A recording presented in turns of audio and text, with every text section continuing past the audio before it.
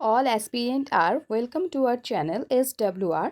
তো আজকে তোমাদের এসএসসি গ্রুপ সি গ্রুপ ডিকে টার্গেট করে 3 নম্বর ক্লাস নিয়ে চলে এসেছি এবং নতুন সিলেবাস অনুসারে দেখো অলরেডি 2টো ক্লাস হয়ে গেছে এবং আগের ক্লাসও অনেক আছে, তোমরা দেখে নিতে পারো।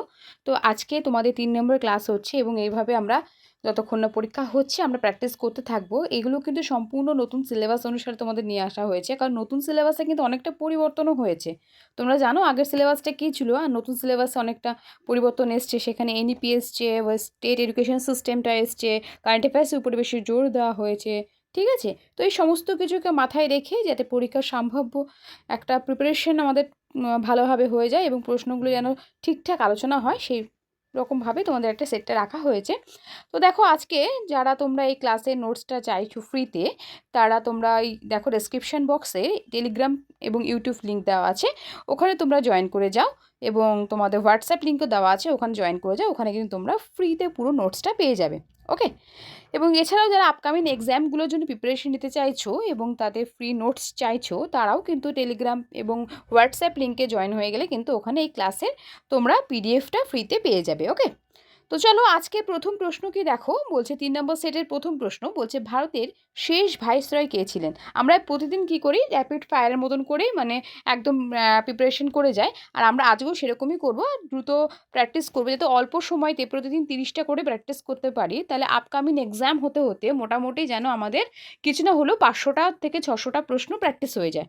ঠিক আছে, তো চলো দেখো পরীক্ষার তো বেশি দেরি নেই, হাতে কয়েকটা দিনই সময়। আজ থেকে ধরতে গেলে তোমাদের যদি সেই ডেটেই পরীক্ষা হয়, মানে তোমাদের জানুয়ারি 18তে বা আর জানুয়ারির 25 যদি পরীক্ষা হয়, তাহলে কিন্তু পুরোপুরি তোমাদের কাছে ওই 1 মাস 20 দিন বা 30 দিন মতন, 1 মাস 20 দিন মতন টাইম আছে।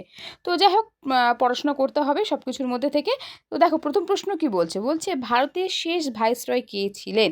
তো ভারতের শেষ ভাইসরয় কে ছিলেন, শেষ কিন্তু ভাইসরয় ছিলেন লর্ড মাউন্ট ব্যাটেন। এখন যদি বলতো যে ভারতের শেষ ভারতীয় ভাইসরয় কে ছিলেন, সেটা কিন্তু হতো রাজাগোপালাচারী। ওকে, কিন্তু ভারতের যদি এবং তাহলে ভারতের শেষ ভাইসরয় কে ছিলেন, লর্ড মাউন্ট ব্যাটেন। ক্লিয়ার? চলো নেক্সট কোয়েশ্চেন দেখো কি বলছে, বলছে মুদ্রাস্ফীতির ফলে কে সবচেয়ে বেশি লাভবান হয়। তো মুদ্রাস্ফীতির ফলে কে সবচেয়ে বেশি লাভবান হয়, ঋণ গ্রহীতা, যে ঋণ নেয়, হ্যাঁ যে ঋণ নিচ্ছে বা যে লোন নিচ্ছে, সে কিন্তু মুদ্রাস্ফীতির ফলে লাভবান হয়। ঠিক আছে, তো দেখো এই প্রশ্নগুলো যেগুলো দিয়েছি সেগুলো তোমাদের বিগত বছরে বিভিন্ন পরীক্ষাতে এসছে, ডাব্লিউবিসিএসে এসছে, রেলে এসছে, মানে রেলের গ্রুপ ডি বলো, এনটিপিসি বলো, এসএসসিতে এসছে। আমি সেই রকম প্রশ্নগুলোই নিয়ে এসেছি যেগুলো একটু সোজা কিন্তু অনেকবার বারংবার এসছে, সেই প্রশ্নগুলোই নিয়ে এসছে। এগুলো কিন্তু প্রত্যেকটাই বিসিএস এর প্রিভিয়াস ইয়ারের বিভিন্ন বছরে এসছে, হ্যাঁ সেরকমভাবেই রেখেছি। তো প্রতিটা প্রশ্নই কিন্তু তোমাদের জন্য প্রচণ্ড প্রচণ্ড পরিমাণে ইম্পর্টেন্ট। ওকে, তো দেখো তো এই যে তোমাদের প্রশ্ন উত্তরটা কি হচ্ছে, যে মুদ্রাস্ফীতির ফলে সবচেয়ে বেশি লাভবান হয় কে, ঋণ গ্রহীতা, তাই তো। চলো নেক্সট কোয়েশ্চেন দেখো কি বলছে, বলছে প্রথম রাজীব গান্ধী খেলরত্ন পুরস্কার প্রাপক হলেন কে। তো প্রথম রাজীব গান্ধী খেলরত্ন পুরস্কার প্রাপক কে ছিলেন, বিশ্বনাথ আনন্দ। তো বিশ্বনাথ আনন্দ কোন খেলার সাথে যুক্ত, আমি আগের দিন একটা প্রশ্ন করেছিলাম যে দাবা খেলার সাথে কে যুক্ত। ঠিক আছে, তাহলে কে, বিশ্বনাথ আনন্দ কোন খেলার সাথে যুক্ত, দাবা খেলার সাথে যুক্ত। ক্লিয়ার? চলো নেক্সট কোয়েশ্চেন দেখো, বলছে প্রথম পঞ্চবার্ষিকী পরিকল্পনা শুরু হয় কবে। তো প্রথম পঞ্চবার্ষিকী পরিকল্পনা কবে শুরু হয়েছে, 1951 সালে কিন্তু প্রথম পঞ্চবার্ষিক পরিকল্পনা শুরু হয়েছে। ওকে, চলো নেক্সট কোয়েশ্চেন দেখো কি বলছে, বলছে কততম সংবিধান সংশোধনের মাধ্যমে জিএসটি প্রণীত হয়েছে। জিএসটি কততম সংবিধান সংশোধনের মাধ্যমে এসছে, এটা কিন্তু 101তম সংবিধান সংশোধনের মাধ্যমে জিএসটি প্রণীত হয়েছে। নেক্সট কোয়েশ্চেন দেখো কি বলছে, বলছে রঙ্গস্বামী কাপ এটি কোন খেলার সাথে যুক্ত। তো রঙ্গস্বামী কাপ কোন খেলার সাথে যুক্ত, এইটি কিন্তু ব্যাডমিন্টনের সাথে যুক্ত। ক্লিয়ার? চলো নেক্সট কোয়েশ্চেন দেখো কি বলছে, বলছে নিউট্রন কে আবিষ্কার করে। এটা কিন্তু একটা ইম্পর্টেন্ট পার্ট তোমাদের সিলেবাসে দিয়েছে, যে আবিষ্কারক এবং আবিষ্কার এবং আবিষ্কারক, এই যে এটা সায়েন্সের উপর বেস করে দিয়েছে। আচ্ছা ঠিক আছে, আমি তোমাদের না একটা কাজ করব, নেক্সট দিন আমি তোমাদের এই পুরো একটা লিস্ট বানিয়ে দেবো, একদম ক্লাস করিয়ে দেবো আবিষ্কার এবং আবিষ্কর্তা। ঠিক আছে, এবং এই বিজ্ঞানের উপরে যেগুলো আছে আর কি, এবং এছাড়া বিভিন্ন যন্ত্রপাতি যেগুলো ইনস্ট্রুমেন্টের উপরে যেগুলো আছে বা জিওগ্রাফির উপরেও যেগুলো আছে সেগুলো দিয়ে দেবো। ঠিক আছে, তো তোমাদের এটা পুরো কমপ্লিট হয়ে যাবে। হ্যাঁ, তোমরা এবং তোমাদের যদি আরও কোনো নোটসের প্রয়োজন হয়, যেগুলো হয়তো যে কোনো টপিক, এনইপি বলো, স্টেট এডুকেশন সিস্টেম বলো, তো সেগুলো যদি মানে তোমাদের লাগে তো কমেন্ট করলে দিয়ে দেবো ডেফিনেটলি। এবং তোমাদের কাছে যদি থাকে তাহলে সময় নষ্ট করে লাভ নেই, সেগুলোই পড়াশোনা করো। এখন তো সব কিছু অ্যাভেলেবেল সবার কাছেই থাকে। তো ঠিক আছে, দেখো নেক্সট কোয়েশ্চেন দেখি আমি কি আচ্ছা, এটা কে আবিষ্কার করেছেন? নিউট্রন কণা কে আবিষ্কার করেছেন বলো? নিউটন কণা আবিষ্কার করেছেন না, চ্যাডউইক কিন্তু নিউট্রন কণা আবিষ্কার করেছেন। ওকে, নেক্সট কোয়েশ্চেন দেখো কি বলছে। বলছে 2025 সাহিত্যে নোবেল পুরস্কার প্রাপক হলেন কে? দেখো, যেহেতু পরীক্ষা হচ্ছে 2026 একেবারেই স্টার্টিংয়েই, জানুয়ারিতেই হচ্ছে আমি যদি ধরে নিই, ঠিক আছে, এবং তাতে কিন্তু 2000 এবং আপকামিং যে এক্সামটা আসছে আমাদের, ঠিক আছে, আপকামিং যে এক্সামটা আসছে সেই এক্সাম অনুসারে কিন্তু, আচ্ছা, যে বিসিএস এক্সাম আসছে সেখানেও কিন্তু তোমাদের 2025 কারেন্ট অ্যাফেয়ার্স কিন্তু খুবই গুরুত্বপূর্ণ, তাই তো? 2025 কারেন্ট অ্যাফেয়ার্স খুবই গুরুত্বপূর্ণ। এছাড়াও তোমরা 2024 কিছু কিছু কারেন্ট অ্যাফেয়ার্স দেখতে হবে। তো বিসিএস বলো বা রেলের যে পরীক্ষা শুরু হয়েছে বা এনটিপিসি বলো, সামনে যে গ্রুপ সি গ্রুপ ডি, সব প্রত্যেকটার জন্য কিন্তু 25 কারেন্ট অ্যাফেয়ার্স মোস্ট ইম্পর্টেন্ট। তাছাড়াও 24টাও ইম্পর্টেন্ট। তো আমি তোমাদেরকে প্রতিদিন মিলিয়ে মিশিয়েই করাই। তো আজকের প্রশ্নে যেটা উত্তর আছে যে 2025 সাহিত্যে নোবেল পুরস্কার প্রাপককে, ইনি হচ্ছেন লাসলো ক্রান্সনা হোরকাই, ঠিক আছে, ইনি হচ্ছেন সাহিত্যে নোবেল পুরস্কার পেয়েছেন 2025। ওকে, চলো, এগুলো নামগুলো খটোমটো বারবার দেখতে দেখতে তোমাদের দেখবে একদম ঠোঁটস্থ হয়ে যাবে। নেক্সট কোয়েশ্চেন দেখো কি বলছে। বলছে আরবিআই কবে জাতীয়করণ করা হয়? তো আরবিআই কবে জাতীয়করণ করা হয়? আরবিআই কিন্তু জাতীয়করণ করা হয়েছে 1 জানুয়ারি 1949। আচ্ছা, 1 জানুয়ারি 1949 কিন্তু আরবিআই জাতীয়করণ করা হয়েছে। নেক্সট কোয়েশ্চেন দেখো কি বলছে। দেশবন্ধু নামে কে পরিচিত? তো এখানে দেশবন্ধু নামে কে পরিচিত? ইনি কিন্তু চিত্তরঞ্জন দাস কিন্তু দেশবন্ধু নামে পরিচিত। ওকে, চিত্তরঞ্জন দাস কিন্তু দেশবন্ধু নামে পরিচিত। নেক্সট কোয়েশ্চেন বলছে দেখো, শেরশাহ সূরির সমাধি কোথায় অবস্থিত? তো শেরশাহ সূরির সমাধি কোথায় অবস্থিত? ইনি কিন্তু সাসারামায় অবস্থিত। কোথায় এটা? এটা কিন্তু বিহারের সাসারামাতে শেরশাহ সূরির সমাধিস্থল কিন্তু অবস্থিত, তাই তো? চলো নেক্সট কোয়েশ্চেন দেখো কি বলছে।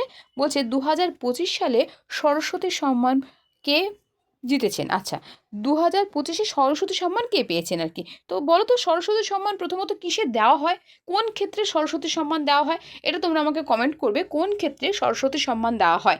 দেখো, কমেন্ট করলে কি বলো তো, এটা ডেফিনেটলি এটা তো তোমরা বলতেই পারো যে ম্যাম আপনার বা দিদি আপনার লাভ আছে, ঠিক আছে, কমেন্ট করলে।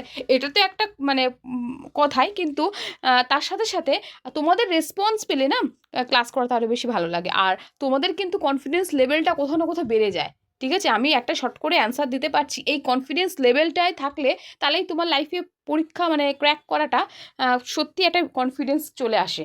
ঠিক আছে, তো যাই হোক, অনেক কিছু বলছি কারণ এই বলাটা তোমাদের সত্যি ইম্পর্টেন্ট, তোমাদের গ্রো করার জন্য এটা ইম্পর্টেন্ট। তো সেটাই আর কি। তো 2025 সরস্বতী সম্মান কে পেয়েছেন? স্বামী ভদ্রেশ্বর দাসকে। ওকে, ইনি কিন্তু 2025 সরস্বতী সম্মান পেয়েছেন। চলো নেক্সট কোয়েশ্চেন দেখো কি বলছে। বলছে মালবিকা অগ্নিমিত্রম কে রচনা করেন? তো মালবিকা অগ্নিমিত্রম কে রচনা করেছেন? এটি কিন্তু তোমাদের কালিদাস রচনা করেছেন মালবিকা অগ্নিমিত্রম।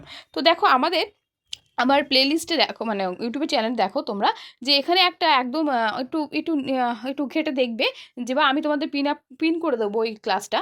তো ওই ক্লাসটা না একদম books and author, history books and author, বা তোমার সেন্ট্রালে যে বুকস অ্যান্ড অথরগুলো আসে, মানে যাবতীয় ভারতীয় যত বুকস অ্যান্ড অথর আছে সমস্তর কিন্তু একটা লিস্ট দেওয়া আছে।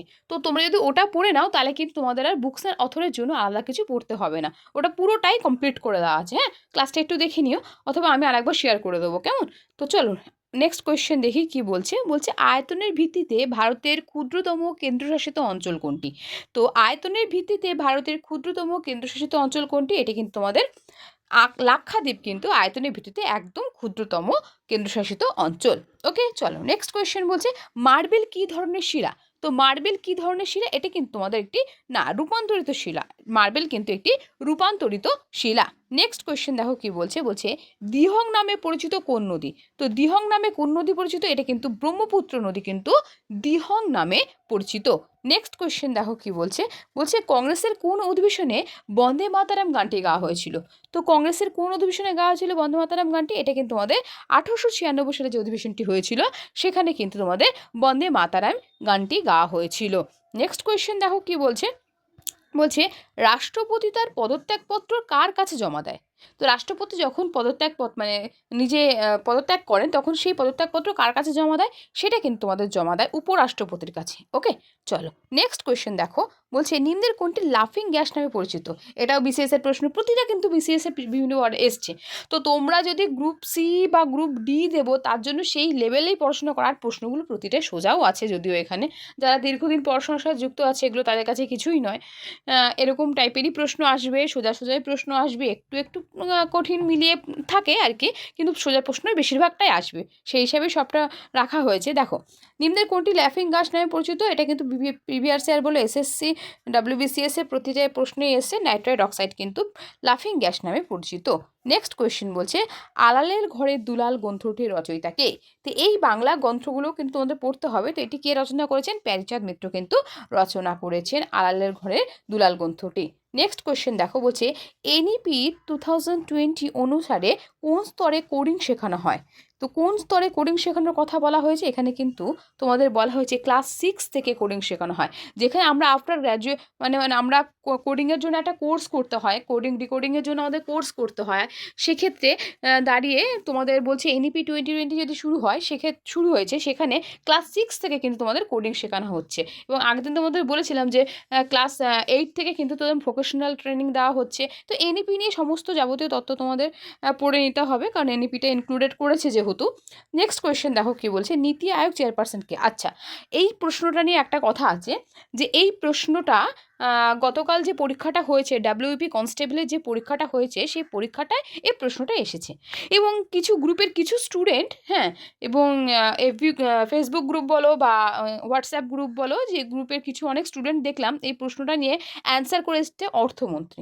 তো আমি বুঝলাম না তোমরা কী হিসাবে করলে, এই অর্থমন্ত্রী অ্যান্সারটা কী হিসাবে করলে। বারংবার ক্লাসগুলোতে যখনই নীতি আয়োগের কথা আসে, মানে যে কোনো জায়গায় তুমি ক্লাস করো, আমার মনে হয় প্রতিটা স্যার ম্যামই কিন্তু বারংবার নীতি আয়োগের কথা আসলেই বলে দেয় নীতি আয়োগের চেয়ারপারসন কে থাকে, বর্তমান যে প্রধানমন্ত্রী থাকেন তিনিই কিন্তু নীতি আয়োগের চেয়ারপারসন থাকে। তোমরা বারবার শুনেছো কথাটা, তারপরেও জানি না কেন কী ভেবে, বা অবশ্যই পরীক্ষার হলে যে টেম্পারেচার থাকে, আমি বারংবার তোমাদের একই কথা প্রতিটা ক্লাসে বলি, যে পরীক্ষার হলে যে মুভমেন্টটা থাকে সেটা বাইরে থেকে বোঝাটা খুব কঠিন। যারা দাও পরীক্ষা, যারা দিচ্ছি আমরা পরীক্ষা, তারাই শুধু জানি যে ওখানকার পরিবেশটা কেমন থাকে বা নার্ভ কেমন কাজ করে। যাই হোক, ভুলভ্রান্তি হয়ে গেছে, কিন্তু নেক্সট টাইম যেন ভুল না হয় তোমাদের কারোর। তো সেইটা মাথায় রেখো, একদম ইজি জলের মতন প্রশ্ন, এটাতে ভুল হওয়া মানে সত্যি খারাপ লাগার বিষয় এটা, ঠিক আছে। সেখানে চাকরি পাওয়ার দাবিটা আমরা কিন্তু রাখতে পারি না।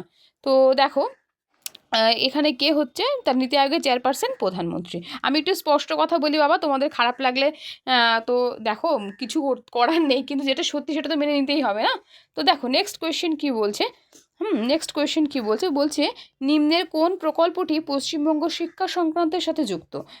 শিক্ষা সংক্রান্তের সাথে যুক্ত প্রতিটি প্রকল্পই কিন্তু পশ্চিমবঙ্গের, হ্যাঁ, দেখতে পাচ্ছ প্রতিটা প্রকল্পই কিন্তু পশ্চিমবঙ্গের। এখানে বলেছে শিক্ষার সাথে কোনটা জড়িত, সবুজ সাথী প্রকল্প। এটাতে কী করা হয়, তোমাদের যে স্কুলে সাইকেল দেওয়া হয় ক্লাস 9 থেকে, ঠিক আছে, সেই প্রকল্পটি কিন্তু তোমাদের শিক্ষার সাথে যুক্ত। এবং গতিধারা প্রকল্প, স্বাস্থ্য প্রকল্প, এই যে আরও যে প্রকল্পগুলো আছে সেগুলো কিন্তু বিভিন্ন বিভিন্ন ক্ষেত্রে যুক্ত, ঠিক আছে।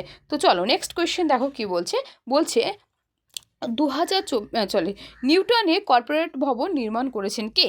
তো এই নিউটাউন, আমাদের নিউটাউনে আর কি, নিউটাউনে কর্পোরেট ভবন কে নির্মাণ করেছেন, এটি কিন্তু নির্মাণ করেছেন আমাদের অর্থমন্ত্রী Nirmala Sitharaman. 2025 top current affairs বলছে ওয়েস্ট বেঙ্গল কারেন্ট অ্যাফেয়ার্স। দেখো সিলেবাসটা একটু ভালো করে দেখবে, আমি তোমাদের প্রথম দিন দেখিয়ে দিয়েছিলাম যে ওয়েস্ট বেঙ্গল কারেন্ট অ্যাফেয়ার্সটা কিন্তু একটা ওরা গুরুত্ব দিচ্ছে।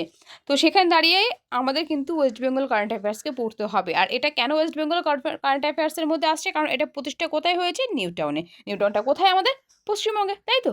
চলো নেক্সট কোয়েশ্চেন দেখো কি বলছে, নেক্সট কোয়েশ্চেন বলছে ইরানি কাপ 2024। আমি বললাম যে কিছু কিছু প্রশ্ন আছে যেটা তোমাদের 2024-এর জন্য ইম্পর্টেন্ট, সেগুলোর মধ্যে আর কি এটা একটি। তো এই ইরানি কাপ 2024 কে জিতেছেন, তো ইরানি কাপ 2020 জিতেছেন কে, তোমাদের মুম্বাই কিন্তু জিতেছে ইরানি কাপ 2024। ওকে, চলো নেক্সট কোয়েশ্চেন দেখো কি বলছে, বলছে আইসিসির বর্তমান চেয়ারম্যান কে। তো জানো এটা একটা হট কারেন্ট অ্যাফেয়ার্স, যে কারণ এটা তোমাদের সবথেকে মানে কম বয়সী চেয়ারম্যান, ঠিক আছে, আইসিসির সবথেকে মানে নবীনতম বা কম বয়সী চেয়ারম্যান ইনি হচ্ছেন তোমাদের জয় শাহ কিন্তু আইসিসি চেয়ারম্যান, ঠিক আছে। চলো নেক্সট কোয়েশ্চেন দেখো, বলছে মরণোত্তর পদ্মবিভূষণ প্রাপক সারদা সিনহা কোন রাজ্যের বাসিন্দা? তো তিনি কোন রাজ্যের বাসিন্দা ছিলেন? তিনি কিন্তু বিহারের বাসিন্দা ছিলেন। তিনি কোন ক্ষেত্রে পেয়েছেন? শিল্পীর ক্ষেত্রে কিন্তু তিনি পেয়েছেন সারদা সিনহা পদ্মবিভূষণ পুরস্কার। ঠিক আছে, চলো নেক্সট কোয়েশ্চেন দেখো। বলছে গ্লোবাল পিস ইন্ডেক্সে ভারতের স্থান কত? তো বিশ্ব শান্তিতে ভারতের স্থান কত? ভারতের স্থান কিন্তু 115তম কিন্তু স্থান ভারতের। ওকে, গ্লোবাল পিস ইন্ডেক্সে। চলো নেক্সট কোয়েশ্চেন দেখো। বলছে সাতপুরা জাতীয় উদ্যান কোথায় অবস্থিত? তো তোমরা এটা সবাই পারবে, এটা খুব ইজি প্রশ্ন, খুবই ইজি প্রশ্ন। এটা কোথায় অবস্থিত? মধ্যপ্রদেশে অবস্থিত। ঠিক আছে, নেক্সট কোয়েশ্চেন দেখো। মিনামাটা রোগ কিসের প্রভাবে হয়? এটা কোথা থেকে দিয়েছি? এটা চ্যাপ্টারটা তোমাদের কিন্তু এটা হচ্ছে পরিবেশ থেকে। তো পরিবেশ বিদ্যাটা কিন্তু খুব ইম্পর্টেন্ট। আমি তোমাদের প্রতিদিন ক্লাসে বলছি কোন কোন চ্যাপ্টার ইম্পর্টেন্ট। তোমরা যখন মানে দেখছো ক্লাসটা, আমি জানি তোমরা এই ক্লাসগুলো যখন দেখো, জানি না খাতা পেন নিয়ে বসো নাকি এমনি র্যান্ডাম দেখে নাও, যাইভাবে দেখো না কেন মাথায় রেখে নেবে কিন্তু যে কোন কোন চ্যাপ্টারগুলো বলছে। এই চ্যাপ্টারগুলো কিন্তু সত্যিই ইম্পর্টেন্ট। ঠিক আছে, তোমাদের কিন্তু দেখতেই হবে। আর যদি না দেখে যাও তখন পরীক্ষার হলে বুঝবে যে কেন দেখে আসলাম না। যাই হোক, মিনামাটা রোগ কিসের প্রভাবে হয় তোমরা বলো? মিনামাটা রোগ কিন্তু তোমাদের হয় পারদের প্রভাবে। ওকে, চলো এভাবে দেখো আমাদের 30টা প্রশ্ন কমপ্লিট হয়ে গেল। তো তোমাদের জন্য এরকম প্রতিদিন WBSSC গ্রুপ সি গ্রুপ ডির জন্য আমরা ক্লাস নিয়ে আসছি 30টা করে। তোমাদের যদি ভালো লাগে তাহলে তোমরা রেগুলার ক্লাস তো করছো, আরও করো ক্লাস এবং লাইক কমেন্ট করো। তোমাদের যে কোনো ক্লাসের প্রয়োজন হলে কমেন্ট করো আমাকে, আমি ডেফিনেটলি সেই ক্লাসটা দিয়ে দেবো। আর গতকাল যাদের পরীক্ষা ছিল তাদের কেমন পরীক্ষা হলো তোমরা একটু হোয়াটসঅ্যাপ বা টেলিগ্রাম গ্রুপে এসে একটু জানাও। ঠিক আছে, তো ডেফিনেটলি আশা করবো সবার ভালো পরীক্ষা হয়েছে। প্রশ্ন খুব একটা মানে মডারেট ঠিক আছে, কিন্তু না পারার মতন প্রশ্ন আসেনি। যাই হোক, মডারেট প্রশ্ন এসছে তো চিন্তার কোনো বিষয় নেই। কাট অফ যে খুব একটা হাইফাই লেভেলে চলে যাবে তা নয়, আশা করা যায় সেই কাট অফটাও আমাদের ক্ষেত্রে হাতের নাগালের মধ্যেই থাকবে। তো যেটা হবার হয়ে গেছে, যেটা সামনে আছে সেটার উপরে ধ্যান দাও। আর যারা WBSSC গ্রুপ সি গ্রুপ ডিকে টার্গেট করছো তারা কন্টিনিউ ক্লাস করো, পড়তে থাকো। তো ভালো থাকো, সুস্থ থাকো, পড়াশোনা করো। ঠিক আছে, দেখা হচ্ছে নেক্সট ক্লাসে।